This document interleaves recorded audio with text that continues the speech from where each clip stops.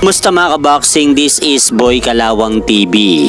So isang mabilisang balita lang po tayo mga idol sa naganap na laban ng dalawang Japanese boxer na sina Junto Nakatani at Ryosuke Nishida na ginanap kanina sa Tokyo, Japan.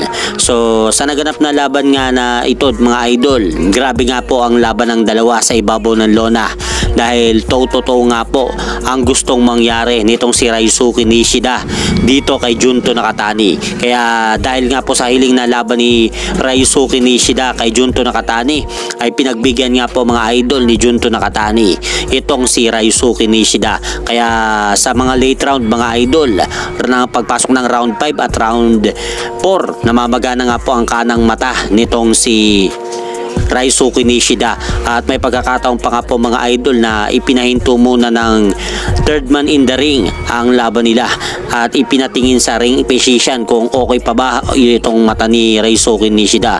Kaya medyo sumenas nga po yung ring physician na okay pa po, kaya ipinagpatuloy pa po ng referee ang laban.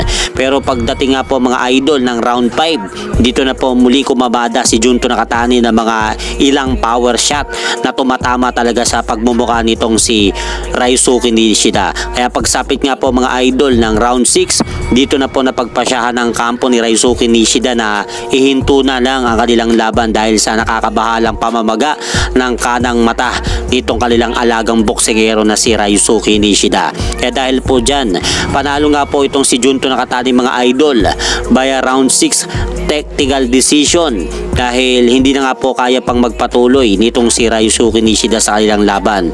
Kaya dahil dyan napanalunan nga po ni Junto Nakatani ang titulong IBF, kaya ganap na nga po siyang Unified World Bantamweight Champion. Tumabante na rin po ang malinis nitong record sa 31 wins, no losses with 24 knockout. Habang bumagsak naman po ang kartada ni Ryosuke Nishida sa 10 wins, 1 loss with 2 knockout. Binabati nga po natin mga idol si Junto Nakatani sa kanyang impresibong naitalang panalo dyan sa Tokyo, Japan kanina. At hanggang dito na lang po muna ang aking update sa mga aganapan sa mundo ng boxing. At syempre mga idol, huwag nyo rin po kalimutan pakisuportahan nyo naman po muna ang ating munting channel. Maraming salamat po.